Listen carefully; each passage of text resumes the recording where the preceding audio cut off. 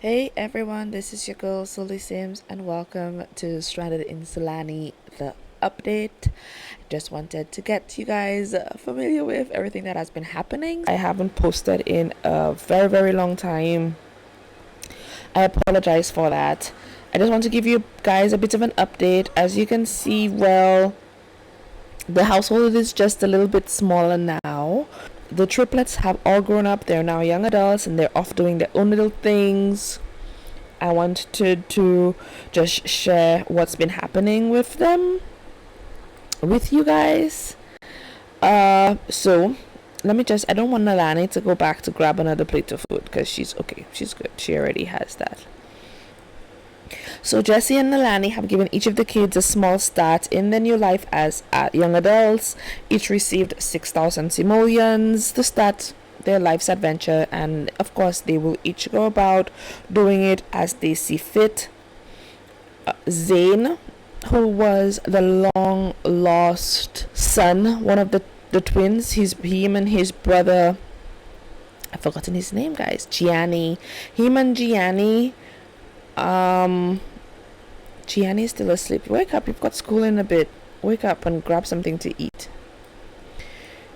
He was, if you guys can remember, Zane was kidnapped as a child by the nanny at the time, and she brought him over to Salvadorado, and he spent most of his life there. He until he moved back into Sulani with the person who adopted him, but who wasn't his real mom, of course, his real parents. He really hated not knowing what was happening, and he just always felt a little bit off. He wasn't happy at all.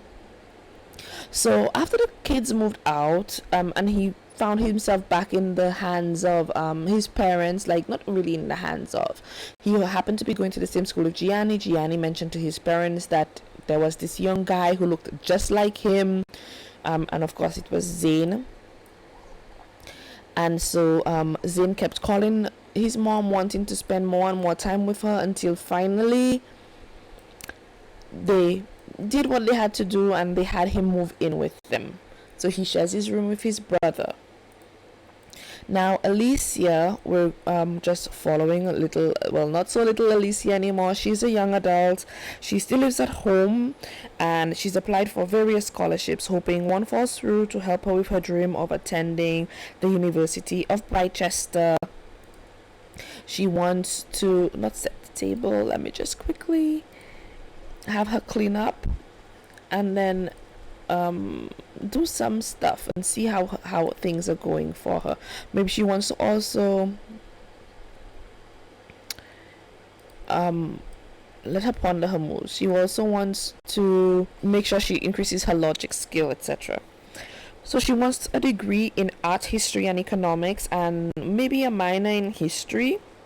She has a dream to become an archaeologist and tell stories of the unsolved mysteries of the temples of the Salvadorian jungles. And she just has this curiosity because of everything that has happened to her brother, to Zane. She wants to go there and find out. She just wants to find out what's going on and how it all happened, and just a little bit about where he's from, because he does speak with a different dialect. His English just has a different dialect, etc. I did work on some of her skills. Let me go. So she has this charisma, comedy, cooking, dancing skill, fitness, logic, and painting, parenting skill. I think because she was helping out her brother, it went up. Her persuasion is at 3, programming is at 2, research and debate is at 5, which isn't too bad. Video gaming and writing are both at 3. So basically that's it, and she's just her waiting for her to get her she's so cute, for her to be able to figure out whether or not she's gotten accepted into Britechester. She's already applied, so it's just a matter now of waiting. Basically it's just a waiting game. So both Matthew and Kehlani have moved away. We are going to go ahead and see what's happening with their life, guys. And here we are with Matthew, who has moved out of the house. He's actually just across the way from his parents' house, and he's late for work, so he's jogging off. He's been doing his own little thing. What's this? Enjoying life from doing his hobby. I'm glad that he's been doing what he's been doing, but he got stung by a bee.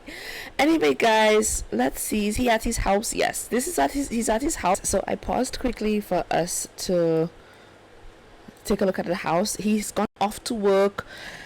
He's a conservationist, guys. Now let me just pause again. Well, it doesn't really matter. I guess I can have it run it through its time, because it can run through. He's out and at work until 4. This is his little house. I downloaded this off the gallery. I can't remember off of whose page. I just wanted a little starter home for him. Now this is a formal space. Let's just quickly go in to see the traits of the property. So it's a geothermal space, as well as being near the volcano. This is something that I can't take off. It's near the volcano. It's directly across from his parents' house. Let's just see if we can see right here through the trees. If you look, you can see his parents' house just across the way. So he's fairly close to his parents' house still. It's just a swim away, and him being a mermaid, that works out perfectly fine. So this is the little house that he has. It's his own little space that he has. Yeah. So as you can see, he's quite flirty. He's remembering his first woohoo, and he's actually one of the only triplets to have a woohoo. He has a steady boyfriend who is Conrad, who has partially moved in with him. He's completely in love with Conrad, although Conrad is a little bit mean to him sometimes. He says mean things to him sometimes, and he really doesn't treat him the very best, but he just loves Conrad so much. Like, there's nothing that Conrad can say or do right now that Matthew will not forgive. Currently, there's seriously, there's nothing that he hasn't done to him that he won't just forgive, because he's just so blinded by him, Conrad, completely. Back from work. Oh, look at him. He's just so adorable. He's just like the sweetest thing, isn't he? He got promoted to wildlife technician. Matthew has been promoted to wildlife technician. He will now make an additional $12 per hour, with a grand total of $37 per hour. He has also received the following bonus, which is a right conservation article. So this is his dream. This has always been his dream. What is he thinking about? He's always wanted to just work on cleaning up the area, ensuring that the island remains clean and good and healthy. So he has chosen to not go to college and just stay and start working directly in what he wants to do. He does want to take a few college classes on the island's only learning center, and he's very close to his mom, so he still likes to go over and visit with her, etc. When he's done doing all of these things, I think I'm going to have him relax in the hot springs. I think he would like to do that after a nice hot day. Oh, very tiring. Hey, handsome, do you want to go on a date today? I can't wait for you to get ready. Oh, okay. Let's go see a movie. I think that would be nice. I think that. Okay, I will see you soon, Matthew. You have 1 hour to get ready. Okay, he's not even going to do this anymore. He's going to go out on a date with his boyfriend, which is so cute. So you see, Conrad can be very sweet at times, and I think this is what has Matthew so involved with him. But Conrad is also so mean, guys. Like, he has the evil trait, so he is a little bit mean. But let me quickly show you guys what his skills are before they move on. He is charismatic. He has comedy, cooking, fitness, handiness. His logic is at 6. Persuasion, pet training. He has level 2 of the Salvadorian culture. he's for art video gaming and 2 art writing. The culture, of course, is based off what he has learned from speaking with his brother, Zane, who he still isn't as close with as Gianni, but he feels good. He feels happy about it. He keeps his place very clean, very neat. As you can see, it's not overly cluttered or anything. But then also he's only just moved in, so he doesn't yet have too much of anything. He only has like $974 left, and that is inclusive of what he just got paid today. It must be one of the, I don't know if it's one of my mods that I have in that generates this type of system, etc. But anyway, he just went out. It was like this little and he had to pay for the date. Can you believe that, guys? He had to pay for his own thing. Anyway, he's heading back home now, and he's still hungry, so he's just going to go ahead and just continue eating this, and we're going to head on over now.